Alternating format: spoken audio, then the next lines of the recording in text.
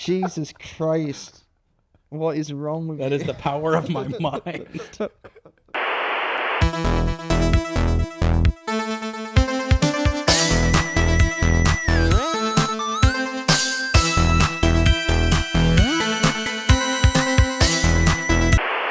Hi and hello, Arcanauts, and welcome to a very special edition of the Arcanaut Records. I'm here with Anders Brandt and James Thompson in Gothenburg, in the Badger Den, where the Black Badger, sitting right here to my side, works his magic. How you doing, James? I'm excellent. And you, Anders? Good. It is great to be here together to discuss all the things that go on behind the scenes at Arcanaut. Okay, guys, what were the biggest challenges in starting up a new watch company? I think the biggest challenge is often is not having any money and having to start up a watch company. That's a hard challenge. There's your problem. Because it is a very, financially dense, or what do you say? Draining. Draining, because you need prototypes, you need a lot of money for marketing and branding, things like that. Don't you think that it's a bit of a shame that an absence of money is maybe more damaging to your dreams than an absence of ideas? I would say when you frame it like that, the important thing is actually creativity. Right. Because today also people are getting used to that. That was what we did, with the Arc One. Basically, just put out a render, see who wants to pre-order a watch, and in that case, you can be almost as creative as you want with anything. And then, True, but without the money, or maybe even a third wrinkle is the access to the people that you need to bring that vision to life. True. You really can't do anything. But if you have money, you can actually do something that maybe shouldn't be done. I mean, there's been plenty of brands that have just popped out of nowhere. That's a really interesting angle on it, is you can be creative with the money side of things. Everybody's creative as you are with the design. But I think in this era of, I don't know if we're getting into a post-Kickstarter era, if we can call it, there's been so much cute, creative fundraising design efforts that now I think people are almost starting to want, I don't want to see super amazing, sexy renders. Can you just show me the damn watch? Can you show me something physical that I can touch and believe in? Because there's just been so many of these, this is the watch Switzerland doesn't want you to hear about, and then you never hear anything about the watch 10 minutes later. So do you think that the challenge, or really the crux of the question, has changed because of the era that we're in? This post-Kickstarter era that you're describing maybe presents new challenges than we would have faced 2 years ago. Well, it's probably both a post-Kickstarter, but now it's also going to be a post-AI world, because everything on the internet is going to be fake. Yep. So what people actually will react to is things that are real. So people will react to videos of watches, they'll react to something that actually feels real and are not too set up, because that could just be, in a couple of years. Rob's hair is totally AI. I wasn't supposed to tell anybody that. It's obviously a beta program because it's not quite got full coverage, but It's glitching. yeah. Okay, so what do you think about those angles then? Because there's, we uncovered That's maybe super 3 new interesting. questions. I actually think there's a couple of interesting parts in there. There's both, the post-Kickstarter era. That's an interesting Post-Instagram? Post-Instagram, post-AI, that people will want things that are more real. Then there's the angle of what's the hard thing when you actually start a watch company, which turned into, well, the hard thing is not actually money, it's being creative. But still you need the money for, I guess you need like 3 elements. You need creativity, you need capital, and you need access. I think that's an important point. Well, the 3 things that you need to create a watch brand is, access. Well, we can call it the 3 C's: creativity, capital, and contacts. Yeah. With those 3. If you're missing any one of them, then the process is going to be a lot harder than it should be. And for Arcanaut, we actually started only with the 1 C. And then we had to fight both C's. We had Not a word. Man. to do guns. Yeah, and we had to fight for the other thing. So I think that's an important, But it's interesting how those three C's bounce off each other, because I think with a lot of brands, a lot of startups, probably capital is the big battleground. That's where you're putting all your stress and love into, which is going to come at the expense of creativity. You might have the most creative idea in the world, but without capital, and what was the other C? It was context. It's just an idea. It's an idea that you tell your friends at a pub over a beer. Never becomes anything. Well, you can also have too much of one of each of the elements, because there needs to be a balance. Definitely too much capital. If you have too much if you have too much capital, it's clear that you are not as creative, because you have much more at stake.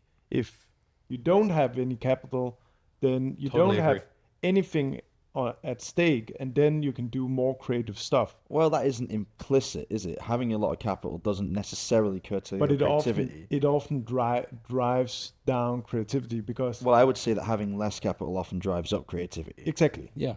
That's maybe the other way. That's the way I would look at it rather than the other way.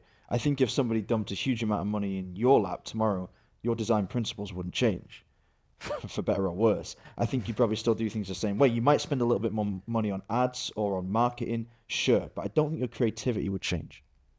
That's true, but it depends on who the capital comes from. Because if the capital comes from somebody who wants to see a return and thinks the way to get a return is different from where, from what you think. Yeah, exactly. Then it will be more, well, we should just do a steel diver, or we should do, the regular stuff that usually... if we do a steel diver, I'm going home. I'll see you guys later. Yeah, well, that's the problem when you've got all capital and no creativity. And we've seen brands that have emerged based on exactly that, and they've done nothing to disrupt or positively influence the watch industry at all. But those can just be chucked out the window. They're useless. We don't deserve to. You need to be hungry. There needs to be a bit of panic and a bit of fear at the end of the day. Or in my creativity, if I'm sitting fat and happy, you're going to get some pretty boring ideas. If you can hear the ice cracking under your feet a little bit, it's like, oh shit, I better. But there's ways that you can hear that ice cracking without it being literal. For example, the conversations we had months ago about the design of the upcoming Tiger Shark. Breaking embargoes all over the place. We were forced to approach that in a way that made sure that it fit with the key tenets of the brand of Arcanaut. And there were temptations along the way to do something that was maybe more commercial, or at least more traditionally commercial, but it would not have met with those limits and that we set ourselves. And I think that's the kind of ice that we can, it's dry ice maybe, but we can synthesize it ourselves and we can hear it cracking, because if you go too far over that ice and it gets too thin, eventually you'll fall through it and you'll be dead if you lose the vision of the brand. So I don't know. Yeah, I get that obviously having financial constraints is going to spur you to be creative in the way that you create things literally, and you're not going to take any shortcuts because you have to do things the right way and a cost-effective way. But I don't know if it really stifles creativity if you're born with it. You tell me it stifles yours. I'm not sure it would stifle mine in the same way. I don't know if stifle's the right word. I think I need to... Personally, I feel like I need to have a bit of external pressure. Otherwise, I'll just give you endless ideas. And there might be 25 fantastic ideas. They might all be garbage. But until it's like, okay, seriously, we need to have something to show here. Let's get one of these ideas to fruition. I personally need to be kind of pushed into that a little bit, or I'll just be running around in circles in the backyard like a little dog barking endlessly. But the thing is, I'm not sure that's really anything to do with your creativity. I think it's more to do with your... That's a deeper problem. It's time management, or it's focus, or it's priorities. But what you're saying to me is, without the pressure, you're actually endlessly creative. With the pressure, you become more focused and you execute an idea. But that creativity that goes into the execution of that idea existed already without the pressure. And I think that's just how your mind works. Yeah, fair enough. Yeah. If you were a multi-billionaire and you're sitting on an island and you're sipping out of a coconut and you're looking at the blue sea, you'd still have ideas. You'd be like, oh, hey, I wonder if I could get that starfish and turn it into a coffee cup, or turn it into a jet engine or whatever. Stupid ideas, but you could do it. I think we can do that, actually. Yeah, there we go. Yeah, new dial. So talking about those 3 C's, as we identified, the 3 main challenges of starting a brand, and you need capital, you need creativity, and you need contacts. Which one of those ones was the biggest hurdle for you to overcome when you set out with Arcanaut? Definitely capital. Mm-hmm. And often you need to buy yourself to the contacts, so you need capital to get the contacts. Thankfully, I had, a good contact right here, but For capital or for contacts? for contacts. No capital. I would say, the main problem is for us was the capital, because we didn't have any money. We had to actually put, our apartments down for collateral in the bank and actually take a bank loan, and then pay ourselves to get the contacts to actually get things rolling.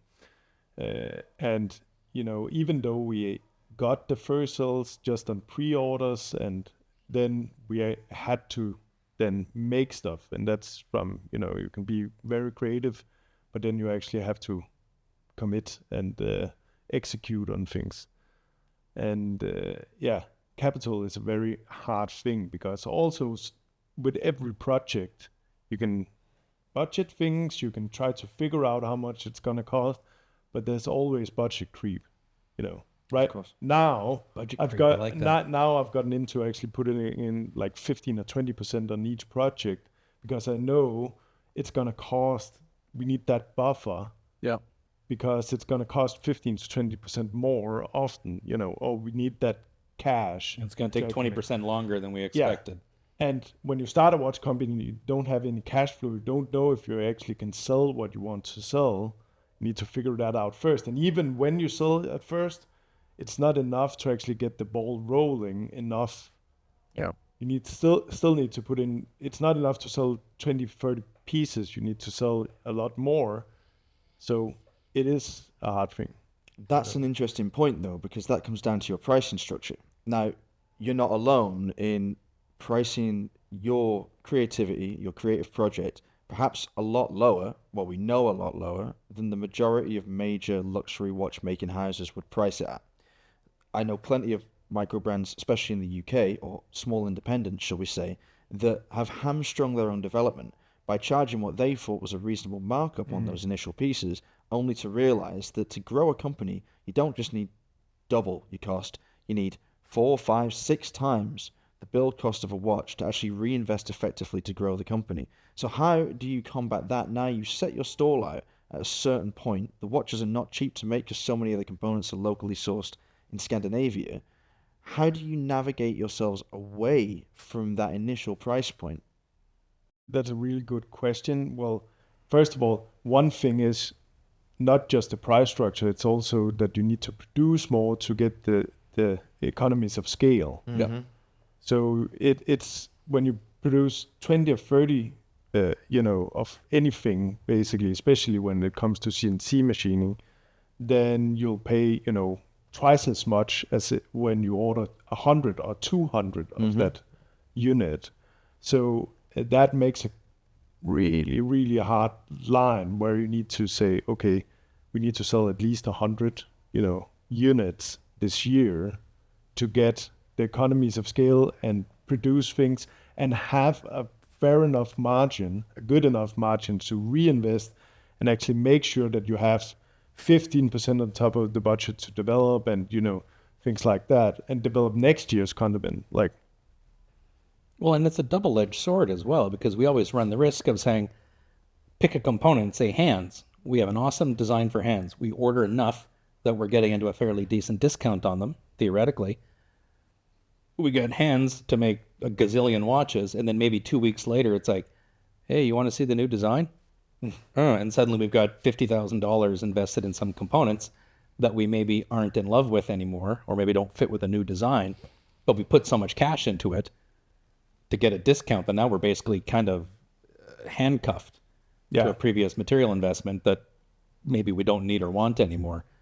So what's that balance point between spending enough to get a discount and then suddenly we have an entire warehouse full of outdated watch hands that we don't want?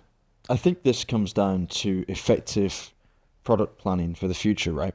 Yeah. You have to rein in the creativity considerably when you are managing a watch brand and looking to build it into something sustainable for the future. Because the problem, and I've noticed this, it's a nice problem to have, but when we're all together and we're talking and we've got ideas flowing, we basically come up with enough products to keep us going with 5 releases a year until 2030. Yeah. Like over lunch. And then we get really excited about all the new stuff. It's like, oh man, I can't wait for what's going to come in 2026. The fall season 2026, that's going to be amazing. It's going to be the best thing we've ever done. And you feel like, oh, we're dragging ourselves towards it because we've got all these amazing products that are necessary in the communication of a brand's language, its entire narrative. They have to exist along the way, but you have to be very patient. And that's where it comes down to like making effective purchasing decisions of components with an eye on the long term. Yeah. And that's tough for creative individuals. How do you actually deal with that? Like you two especially. Well, it's hard because Do we? well, it is hard because like there's always a battle in my head. There's the business part of me, and then there's the creative part of me, and there's a battle between those two parts. In that, I want to create a successful business that's also successful in 50 years or 70 years, but I also want to be creative because that's what I live for. And that's very hard because it's two different decision-making processes. Because I know when we are together, we come up with the greatest ideas in the world. But it is exactly the right things. The things that we're excited about now is the things that might, not come out or might come out in 5 years. And we are already on the next thing. And then the things that we are going to release in a month or 2 months or 3 months, we are already that's things that we came up with. We've already forgotten about 5 years ago. Yeah. And it's actually, it shows a lot about also the process in the watchmaking industry, that the projects are so long term.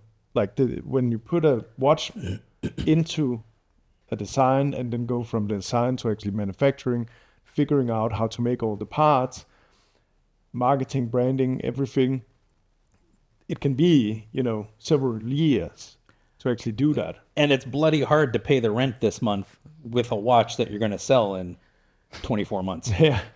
Yeah. So that balance of actually, keeping enough air in the balloon to keep it up but not going too high is terrifying. Yeah. I to be honest, my little ivory tower is I stay so far out of that discussion. I let you guys have that discussion, and I go off to the bar and I'll say, I'll see you tomorrow. Because I think if I get into that discussion, then the creativity is going to start to get impacted a little bit. Yeah. You do most of your best work at the bar anyways. I totally do. So after 8 years now in this industry, having put a lot of personal capital on the line, a lot of time, a lot of energy, a lot of emotional energy, has your philosophy altered from its position as it was 8 years ago? So what philosophy are we talking about? Your design philosophy, the way you approach watchmaking in general. What did you want to achieve 8 years ago? Do you want to achieve the same thing now? Good question. I think it has definitely... I try to have the same mindset because my mindset when I started the company was not knowing anything about watchmaking. And I think that's a great position actually to have when starting a watch company, because you start with a blank page. And it gets harder and harder and harder to actually have a blank page the more you're in the industry. So the longer you're in the industry, the harder it gets to actually be really innovative, like really creative, because you start to think with other people's thoughts. You start to think, by looking at, I try to keep myself out a lot of, reading stuff about watches online because I don't want to be inspired by other people's work. I want to 100%. Totally. I want to be inspired by, looking at a car, looking at things in other industries, but I try as much as possible to keep myself out of the watch industry. But it gets harder and harder because now I know what it costs to make watches. I know how the process in making each of the parts, know what each of those things cost and what it takes. And then it gets really hard to think outside the box and just do put something down on the page and to say, we need to make this. Yeah. Because then my business part of the brain goes, well, you're not going to be able to make this. It's going to be really, really expensive to do this part and this part and this part. It's going to be almost impossible to do this. I don't know how to make this.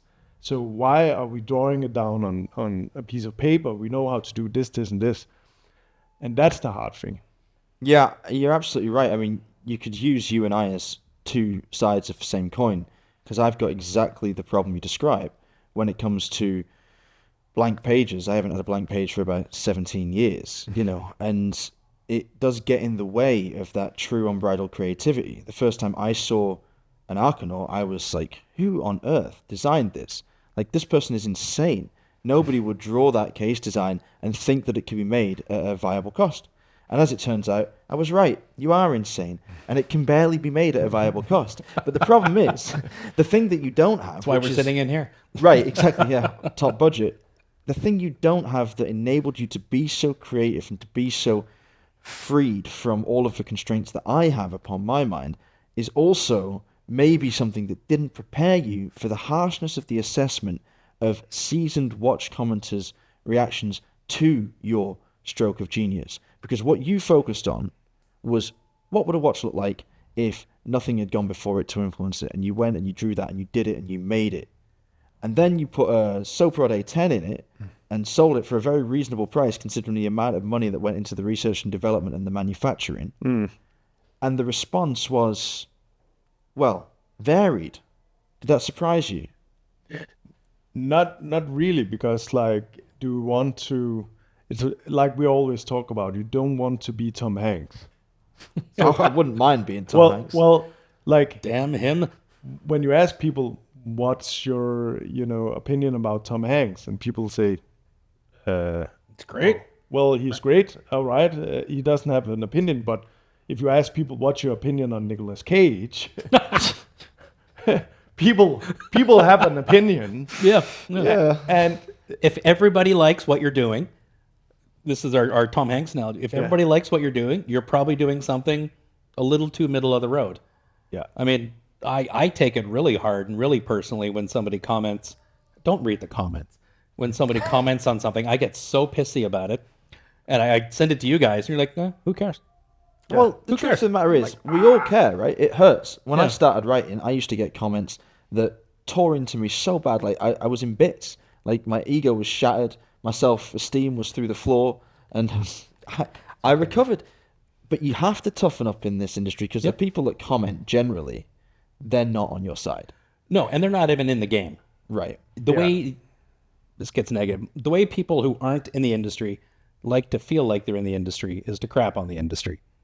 If somebody just randomly sends you a letter and says, I see what you're doing, and I think it's bloody awesome, good luck, you never see that. But a lot of people are going to go, why the fuck did you put those hands in there? God, those look stupid. These are terrible decisions. You remember that.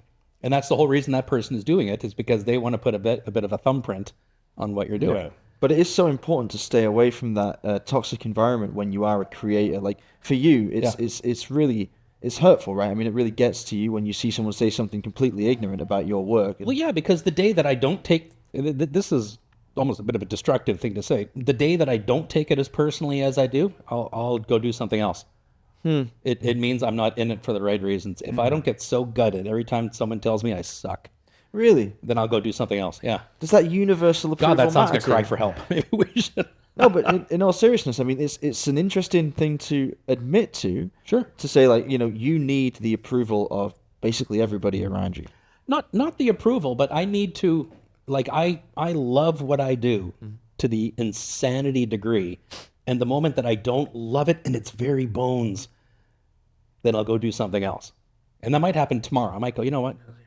Well, please don't do it tomorrow. Okay, well, this is an unfortunate way to say this to the world, but I hanging by a thread. I just took a job at Tutor, and I leave in the morning. No, but like, this is sort of something I was thinking before when you guys were having this exchange, that working off the edge of the map, as we definitely do, is unbelievably difficult. What's even more difficult is staying off the edge of the map. Because as soon as you get a couple really nice articles written about you, you make a couple big sales, you start thinking you're doing things right, you start steering a little bit back towards, okay, well, how can I maintain this? How can this be a sustainable business? And maybe that's by making slightly more Tom Hanksy, middle-of-the-road decisions. Is that a good thing? Is it a bad thing? Who knows? But it definitely affects your creative bubble, I think. It's interesting because it is, how do you keep yourself on the offense instead of the defense? Ooh. And that's... I drink, personally. Well, you know, we have had a lot of discussion about limited editions and if we should do limited editions. And, you know, we also know that some of the materials we work with probably, you know, it is the best thing to do, limited editions. It also seems to be, you know, a big part of collecting, of course, that the person buying the things that you're selling knows, okay, this will be a limited thing. But I also think you can look at it in another way, that it keeps, if you have limited editions, then it keeps you on the defense.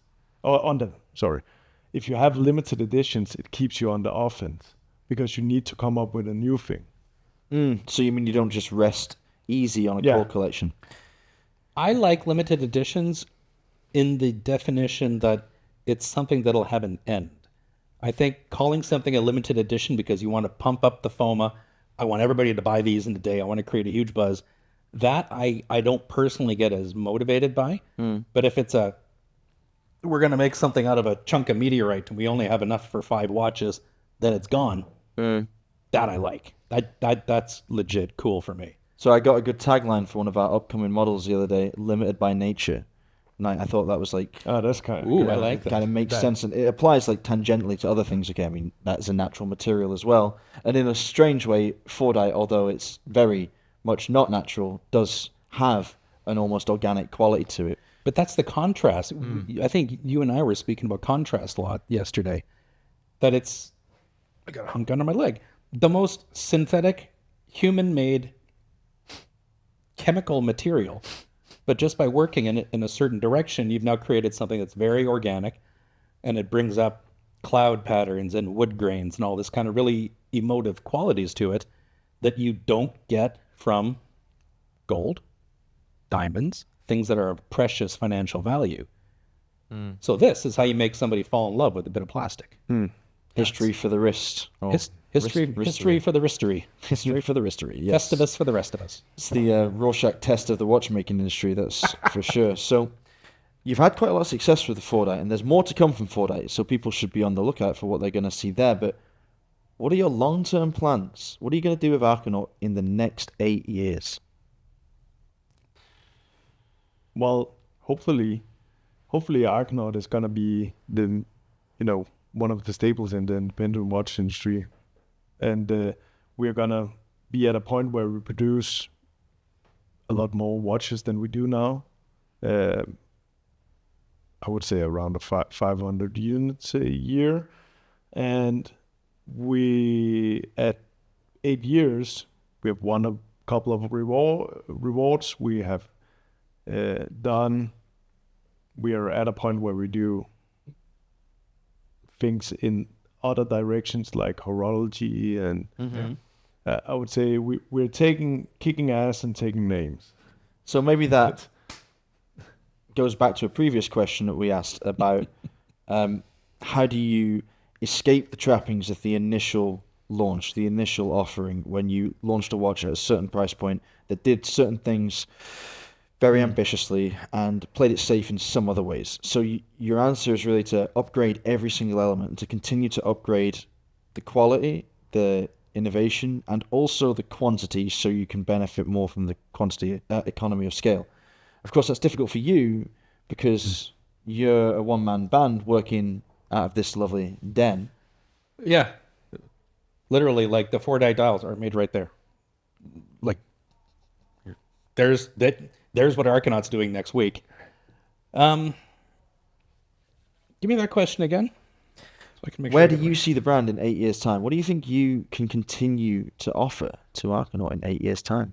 As far as an overall aesthetic, as far as the idea that is Arcanaut, I would like to keep doing what we're doing because I think there's something really special going on.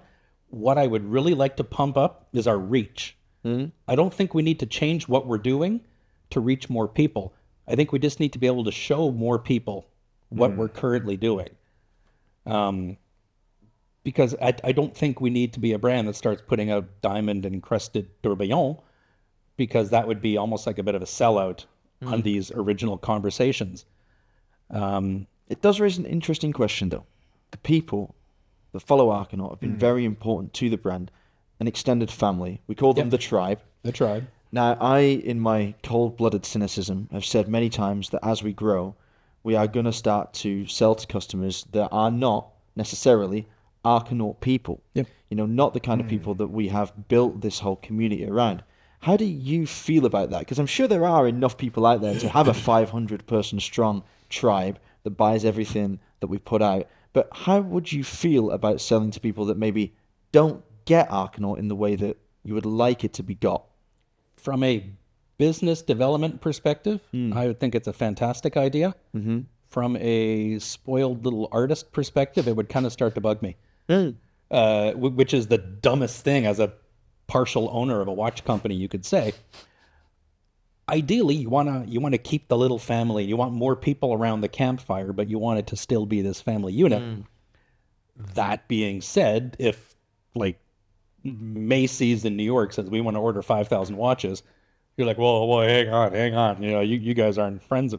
That's a terrible idea to turn down something like that. But that's interesting. But would that change the brand? Firstly, could it be done? That's a big question, because we don't know what those 5,000 watches would be. If it was 5,000 Fordite pieces, I don't think your fingers could take it.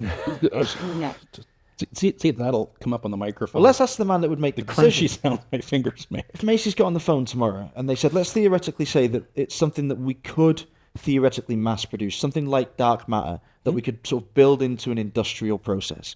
If they said we want 5,000 dark matters tomorrow, not in 8 years' time, tomorrow, would you sell?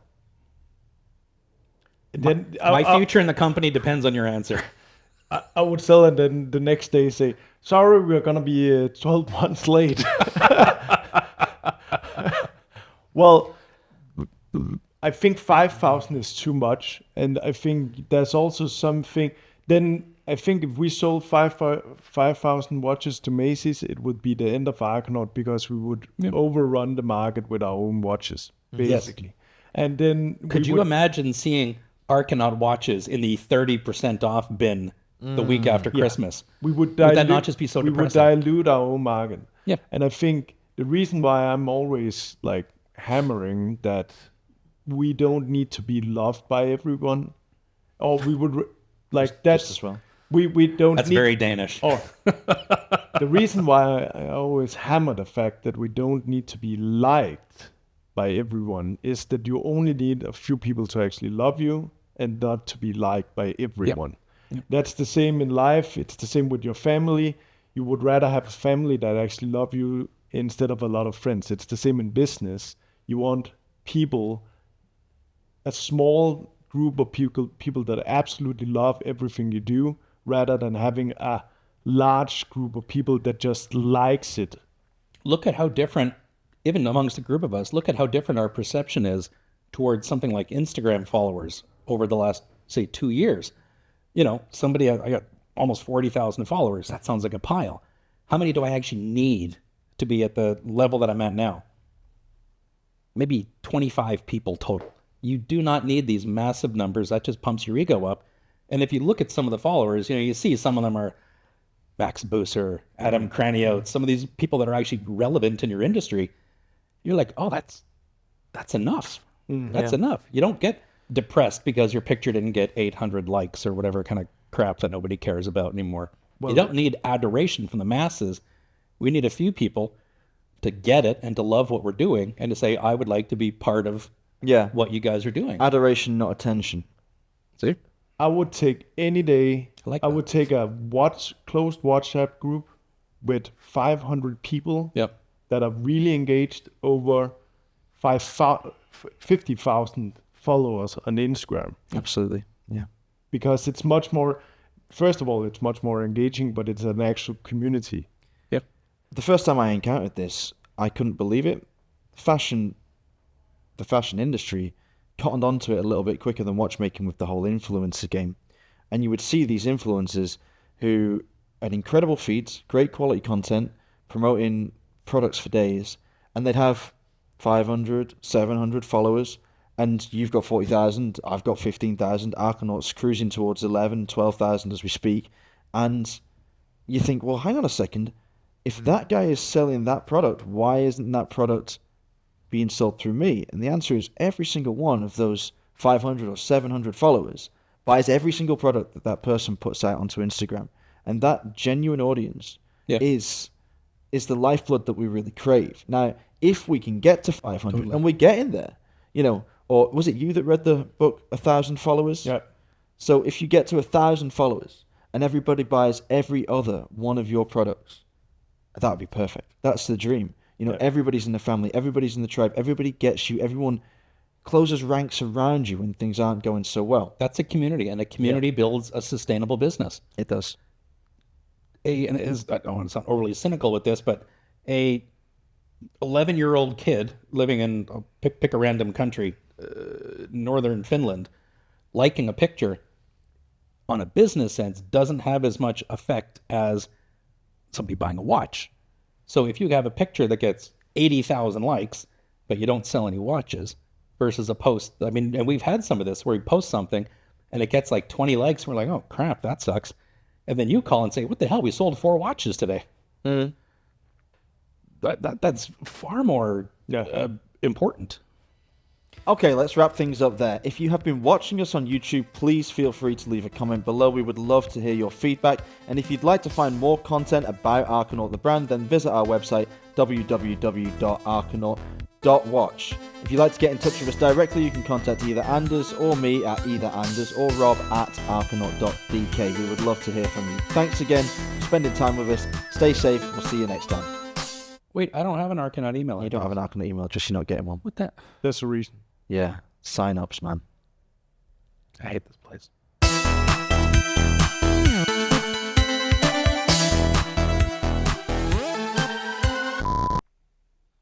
Right. Is this just variations on the same sort of intro, or recording intros to use for different things? Or? You know, I didn't sleep last night, so if we could kind of like buzz through this like 12-second intro once, that'd be ace. Okay.